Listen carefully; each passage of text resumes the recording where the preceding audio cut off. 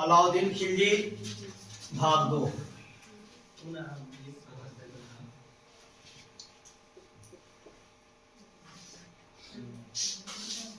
भाग 2 देखिएगा।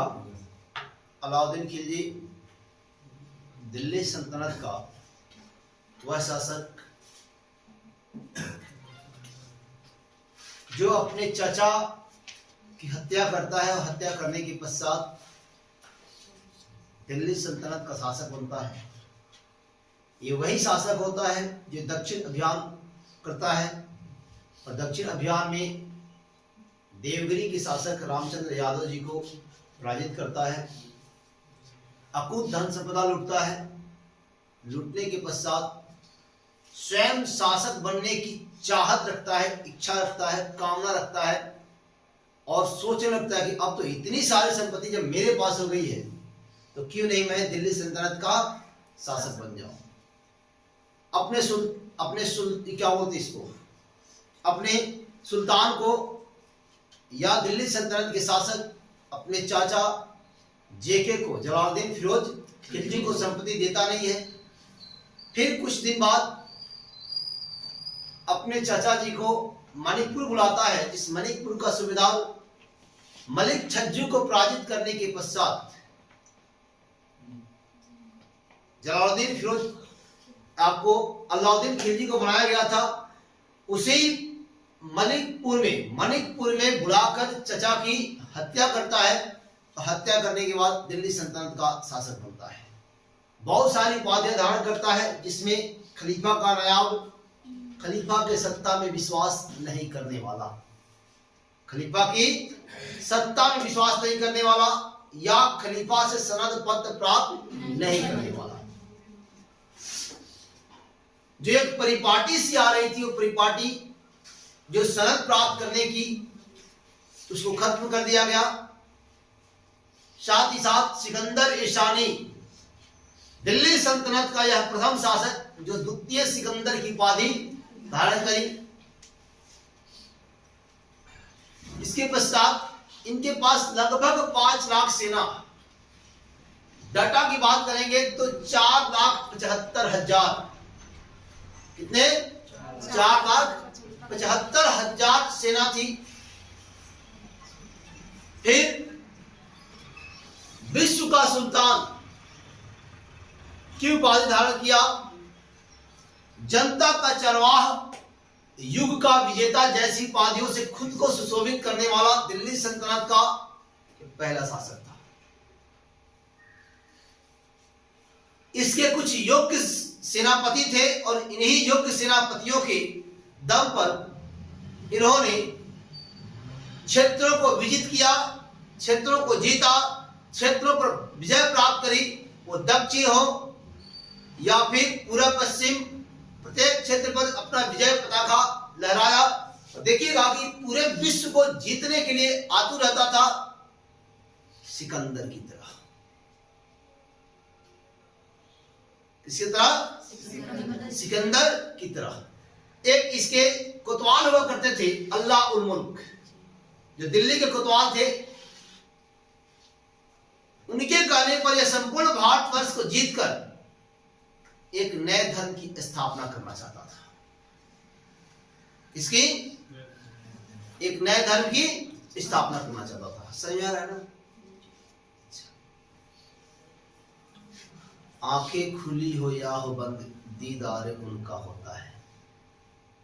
कैसे बताऊं ए यारो, इतिहास याद कैसे होता है कि नहीं? आप लोग जहां सोच रहे थे वहां से हम हट गए ना, क्योंकि आप लोग जहां भी सोच रहे होंगे वो गलत चीज है। क्लियर? अब देखिएगा कि ये अलाउद्दीन खिलजी, कौन? अलाउद्दीन खिलजी दिल्ली सल्तनत का साम्राज्यवादी जो काल कहलाता है, वह इन्हीं का काल कहलाता है, क्योंकि इन्होंने अपने कार्यकाल के दौरान, इनका जो कार्यकाल रहा 20 वर्षों का रहा। कितने? 20 वर्षों का रहा। और इस 20 वर्षों के कार्यकाल के दौरान इन्होंने इतने दुर्गों को जीता। जैन मुनि कनक सूरसागर के अनुसार, जैन मुनि कनक सूरसागर कहते हैं कि 20 वर्षों के कार्यकाल के दौरान अलाउद्दीन खिलजी ने इतने दुर्गों को जीता, इतने किलों को जीता कि जिसकी गणना करना संभव नहीं था। कौन कहता है? जैन मुनि कनक सूरसागर, याद रखिएगा। इनके योग्य सेनापति लिखिएगा, एक एक के प्रमुख सेनापति। प्रमुख की बात करेंगे तो प्रमुख सेनापतियों में थोड़ी चर्चा कर ले। प्रमुख सेनापतियों में मलिक काफूर, कौन? मलिक काफूर। और मलिक काफूर आप जानते हैं हिजरा था। क्या था? हिजरा था। लेकिन 7 फीट लंबा पर्सनालिटी, एकदम मसल जवान, शक्तिशाली, और उस मलिक काफूर को भेंट किया गया था अलाउद्दीन खिलजी को। तो कहां से खरीदा गया मलिक काफूर को, कितने रुपए में, इन सभी बिंदुओं पे करेंगे विस्तार से चर्चा। यदि अभी तक हमारे YouTube channel Shreya GS vision को सब्सक्राइब नहीं किए हैं, सब्सक्राइब करें, लाइक करें, बेल आइकन दबाना ना भूले, अपने दोस्तों को शेयर करें। मलिक काफूर जफर खान, उलुग खान,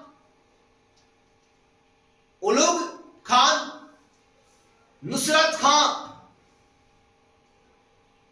अलग खान, ये इनके वीर सेनापति थे। और इन्हीं वीर सेनापतियों के दम पर अलाउद्दीन खिलजी ने क्षेत्रों को जीता था। क्लियर? लिखिए इसे।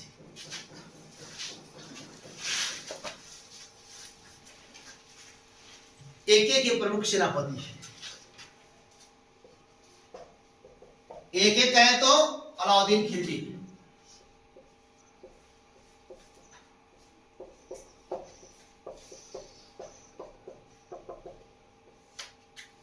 एक एक के प्रमुख सेनापति मलिक काफूर,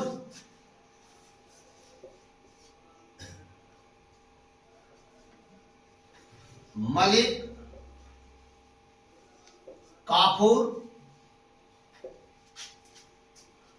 जफर खां, उलुग खां, जफर खां,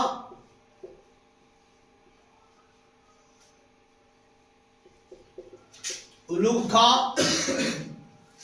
नुसरत खां,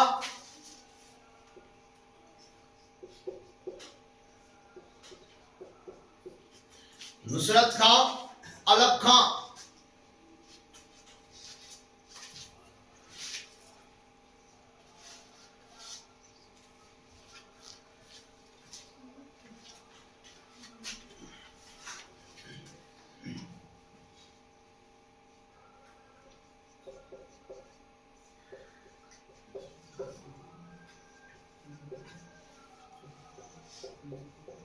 अलग खां।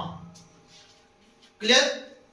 अब देखिएगा कि मलिक काफूर मतलब दक्षिण अभियान चलाने वाला सेनापति। ऐसा कहा जाता है कि जब भी एके अभियान करता था तो उसके साथ मलिक काफूर हुआ करता था, उसके साथ मलिक काफूर ही जाता था। अब देखिएगा मलिक काफूर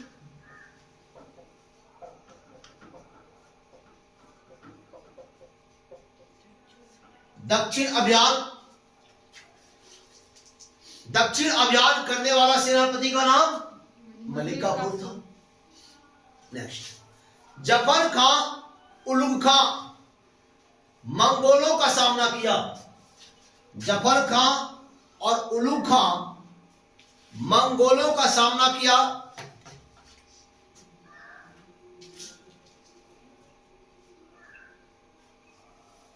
मंगोलों का सामना किया।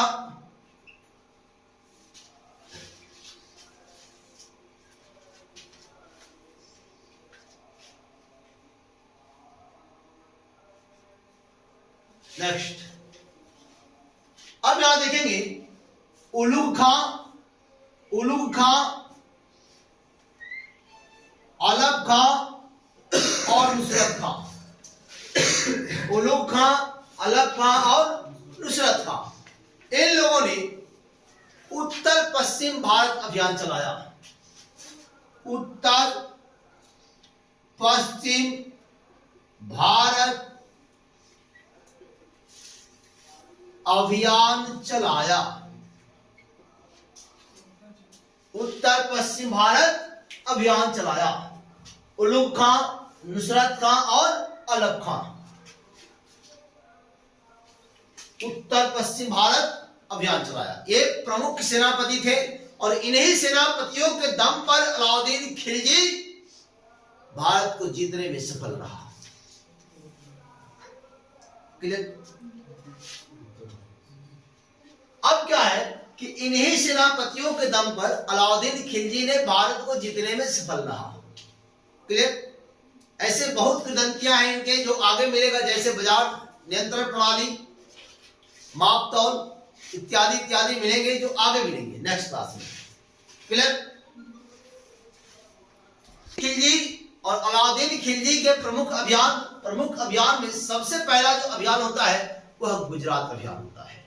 कौन? गुजरात अभियान।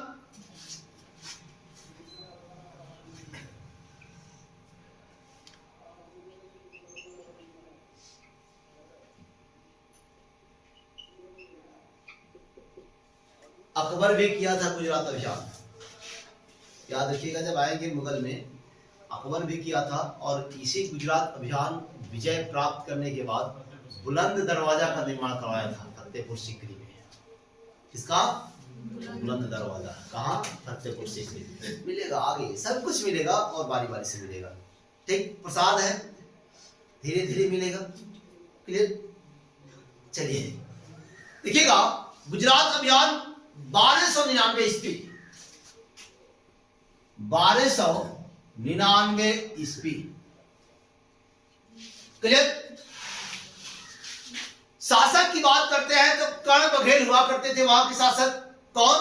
कर्ण बघेल। और कर्ण बघेल की जो पत्नी थी, उस पत्नी का नाम कमला देवी था। क्या? कमला देवी।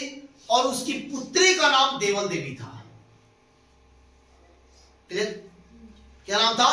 देवल देवी। स्थिति बदलती है, कर्ण बघेल के साथ भयंकर युद्ध होता है। इस युद्ध में कर्ण बघेल हार जाते हैं। उनकी पत्नी कमला को इनके सेनापति अपने शरण में ले लेते हैं और शरण में लेने के बाद में अलाउद्दीन खिलजी को भेंट करते हैं। अलाउद्दीन खिलजी कमला देवी के साथ विवाह करता है और विवाह करने के पश्चात दोनों से एक संतान की उत्पत्ति होती है, जिस संतान का नाम रखता है खिज्र खां। क्या? खिज्र खां। देखिए इसे,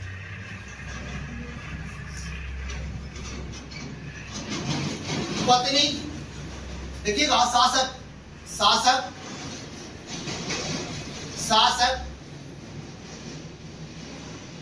कर्ण बघेल,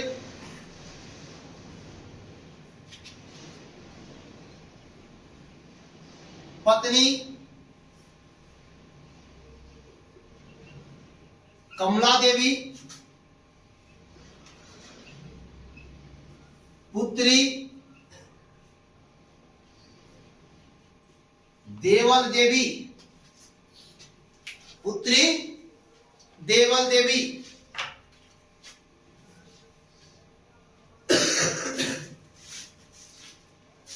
नेक्स्ट पॉइंट, अलाउद्दीन खिलजी ने अपने सेनापति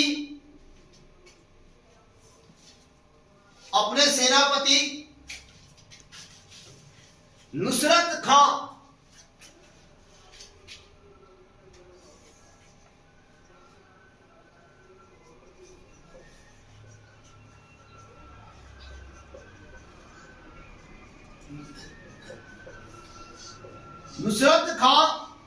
एवं उल्लू खां को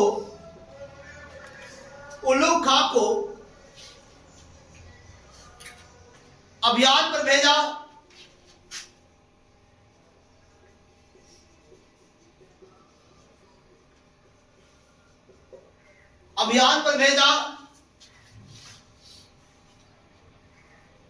इस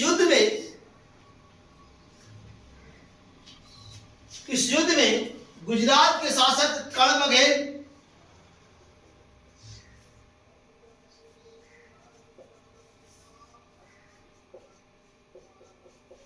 हार गए।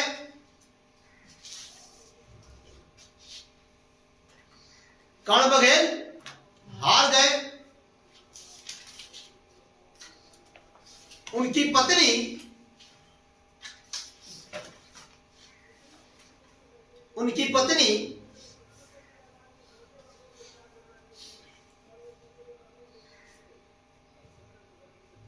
को नुसरत खां एवं उल्लू खां ने अपने शरण में ले लिया। उनकी पत्नी को नुसरत खां व उल्लू खां ने अपने शरण में ले लिया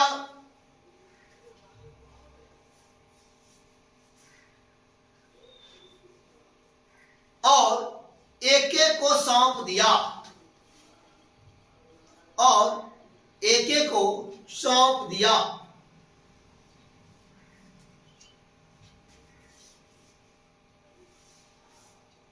नेक्स्ट पॉइंट, एके ने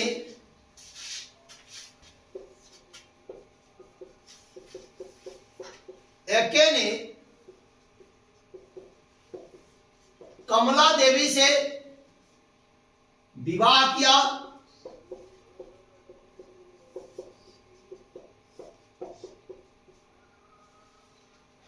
जिनसे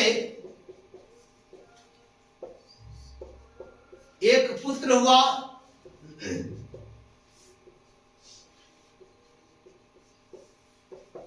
उनका नाम खिज्र खां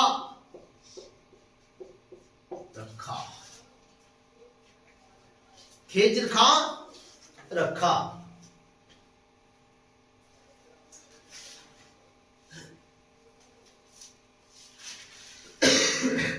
अब देखिएगा कि एके जब चित्तौड़ अभियान पर था और चित्तौड़ के दुर्ग को जब जीता था तो चित्तौड़ का नाम खिजराबाद रखा। क्या रखा?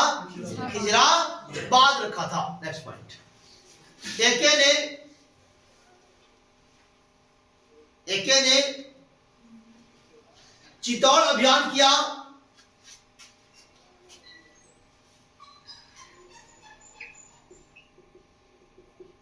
एके ने चित्तौड़ अभियान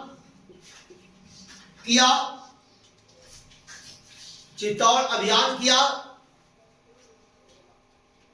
तो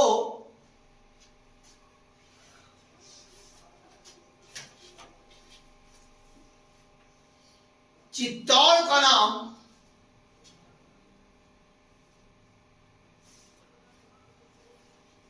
अपने बेटा खिज्र खां के नाम पर, तो चित्तौड़ का नाम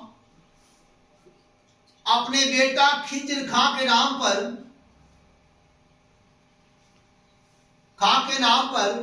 खिजराबाद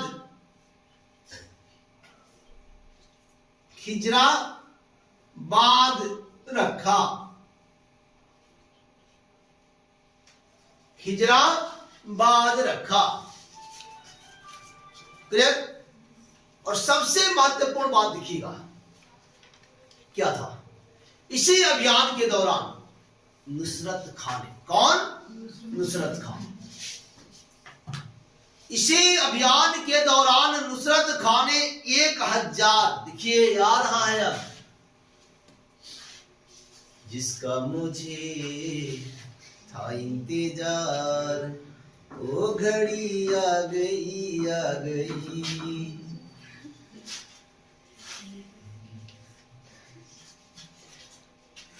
क्या हुआ?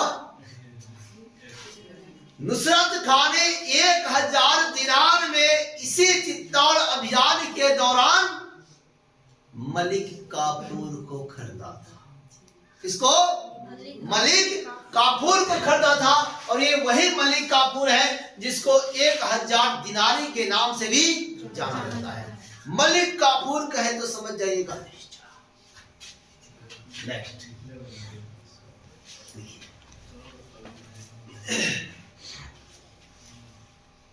इसी अभियान के दौरान, नेक्स्ट पॉइंट, इसी अभियान के दौरान, इसी अभियान के दौरान नुसरत खान ने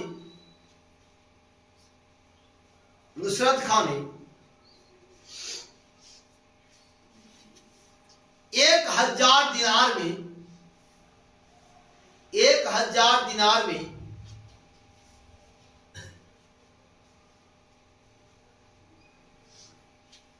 हिजड़ा मलिक काफूर को, अरे लिखिए, हम लिखा रहे थे, आपको लिखने में क्या दिक्कत है? हिजड़ा मलिक काफूर को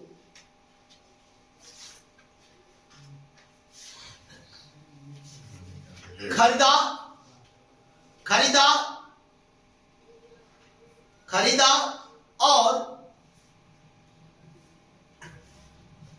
अलाउद्दीन खिलजी को भेंट किया।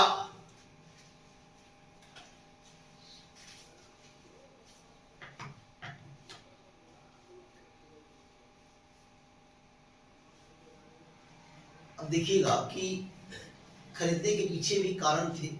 कारण एकदम लंबा चौड़ा पर्सनालिटी, 7 फीट लंबा जवान, भले ही नपुंसक था लेकिन उसके जो शक्ति थे वो शक्ति काफी शक्तिशाली थे। और इसी को देखते हुए नुसरत खान ने उसे 1000 दिनार में खरीद लिया था।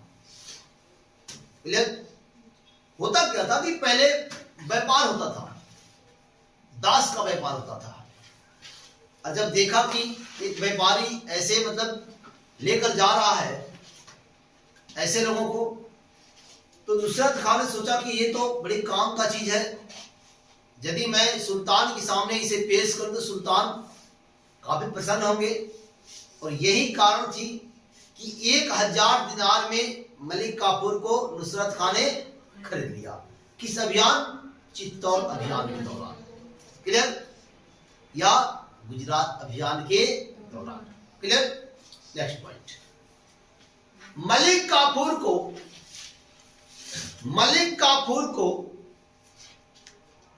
1000 दिनारी,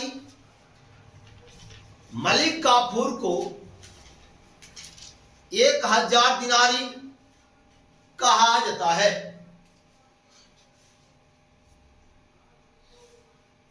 एक 1000 दिनारी कहा जाता है। क्लियर?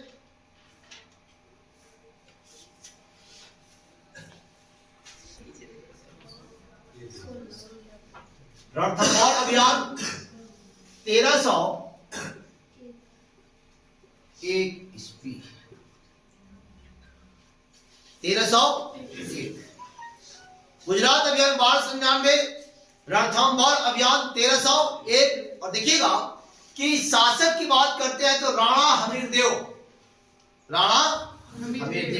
ये वही हमीरदेव है जिसने जलालुद्दीन फिरोज खिलजी को ललिया दिए थे और पूरा लाल लाल करके वहां से खदेड़े थे। खिसियानी बिल्ली खम्मा नोचे जैसी बात कही थी कि मेरे एक मुसलमान भाइयों का सिर का बाल ऐसे रणथंभौर के 100 दुर्गों के कीमत के बराबर है। अरे भैया, ये नहीं कहते कि बड़ी मरले है इसलिए भागल है कि नहीं? ये नहीं बोले, लेकिन ये जरूर बोल दिया कि मेरे एक मुसलमान भाइयों का सिर का बाल की कीमत रणथंभौर के 100 दुर्गों की कीमत के बराबर है। अरे भैया, यहां तो हमीरदेव ने पीटा था इतना, जलालुद्दीन फिरोज खिलजी को इतना मारा था कि वो भाग गया, डर से भागा। खिसियानी बिल्ली खमानो से इस बात बोली। अब देखिए, शासक हमीरदेव रणथंभौर शासक की बात करते हैं। शासक राणा हमीर देव, राणा हमीर देव। अब देखिए, हमीर देव की पत्नी का नाम था रंग देवी। हमीर देव की पत्नी का नाम था रंग देवी।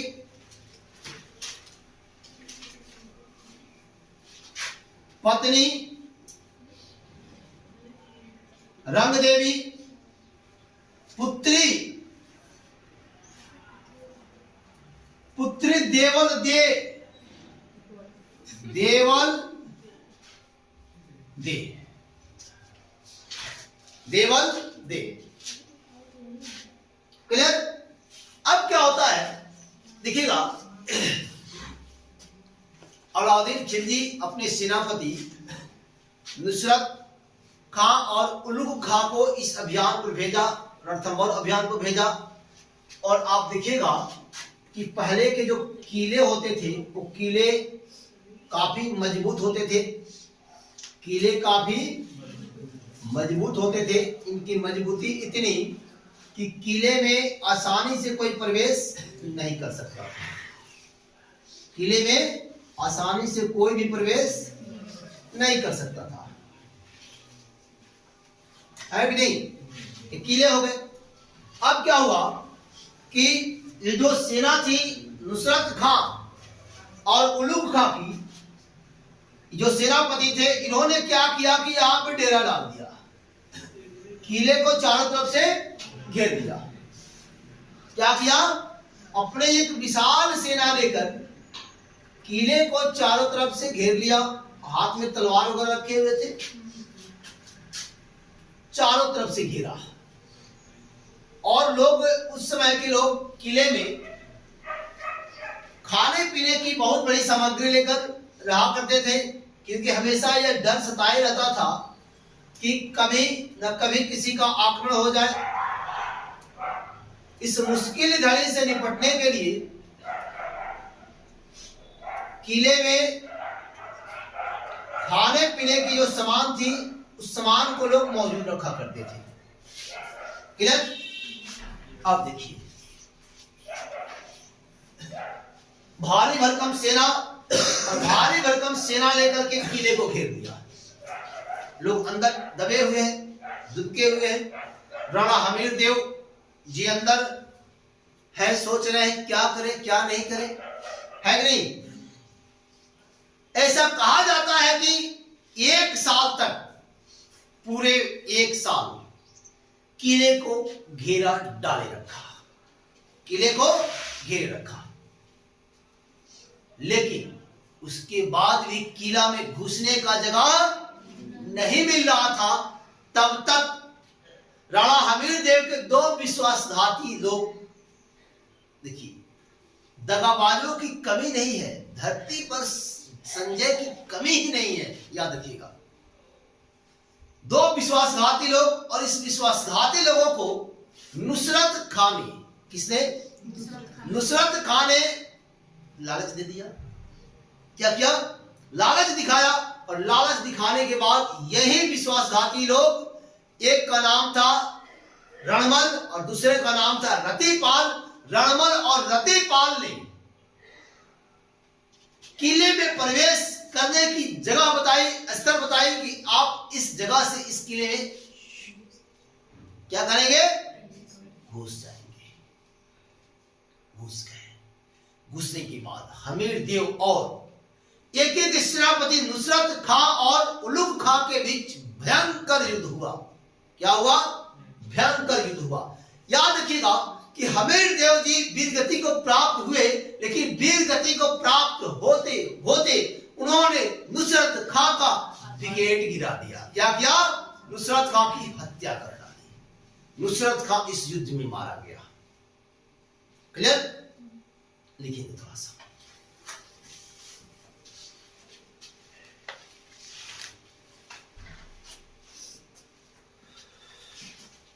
यहां तक हो गया ना?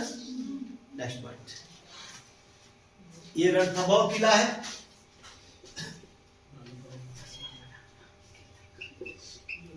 रणथंभौर किला, ये ना है हो। चलिए हम लोग यही से देख लेते हैं क्या दिव्य दृष्टि है। आगे एके ने अपने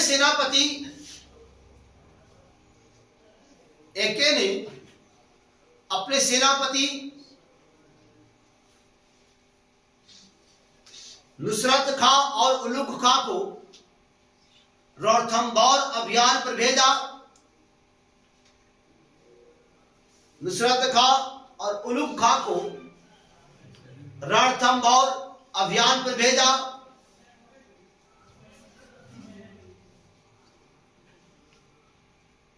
दोनों सेनापतियों ने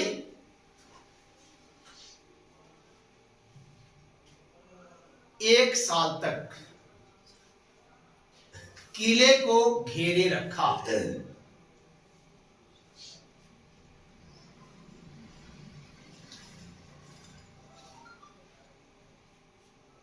दोनों सेनापतियों ने एक साल तक किले को घेरे रखा।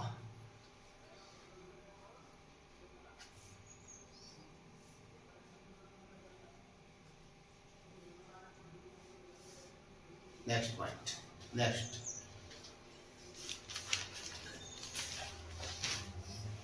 राणा हमीरदेव के दो विश्वासघाती लोग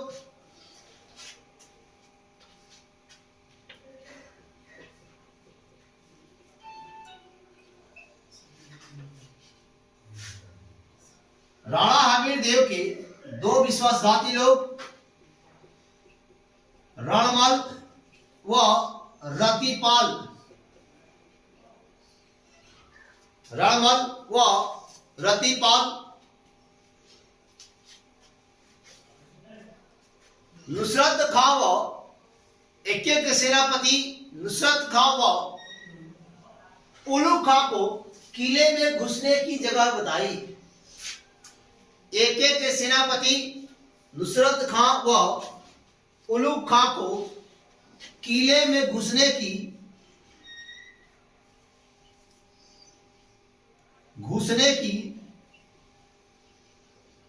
जगह बताई। किले में घुसने की जगह बताया। नेक्स्ट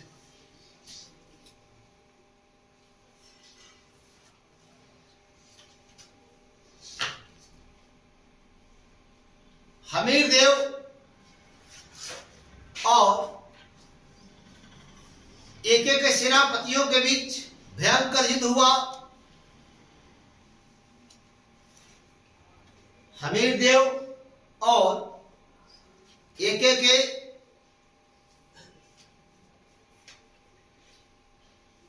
बीच भयंकर युद्ध हुआ।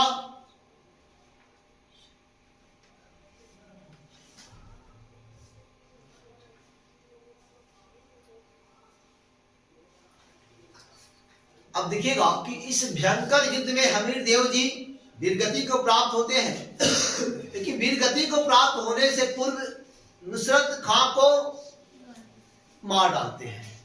क्लियर? नेक्स्ट पॉइंट, इस युद्ध में हमीरदेव जी वीरगति प्राप्त किए।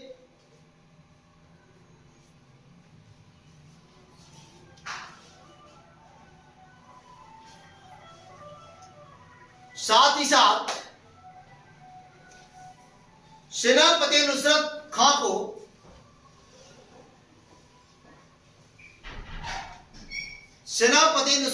को मार डाला।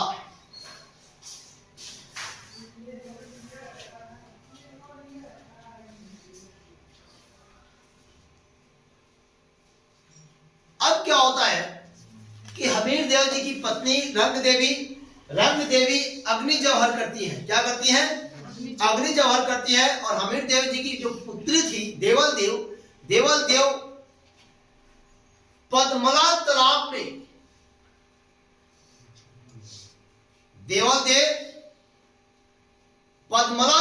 में जल जौहर करती है। क्या करती है? जल जौहर करती है। और इसे साका कहा जाता है।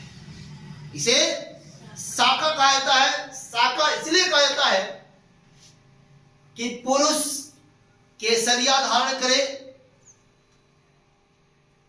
और उसकी पत्नी महिला अग्नि या जल जौहर धारण करे, अर्थात एक साथ दोनों, कोई केसरिया कोई जल या अग्नि धारण करे, ऐसे घटना को साका कहा जाता है। क्या राजस्थानी भाषा में कहते हैं, इसे क्या कहते हैं? साका कहते हैं। नेक्स्ट पॉइंट, हमीरदेव की पत्नी रंग देवी, हमीरदेव की पत्नी रंग देवी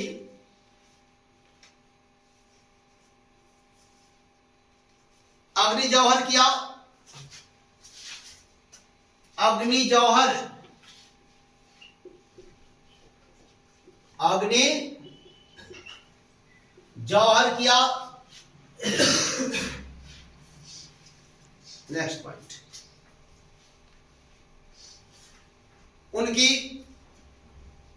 हमीरदेव जी की पुत्री देवल देव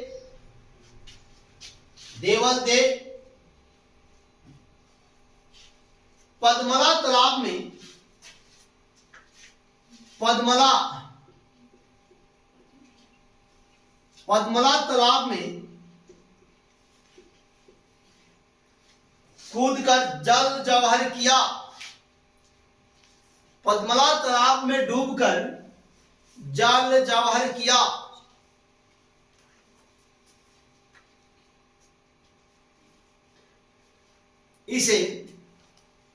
इसे राजस्थान का प्रथम साका कहा जाता है। इसे राजस्थान का प्रथम साका कहा जाता है।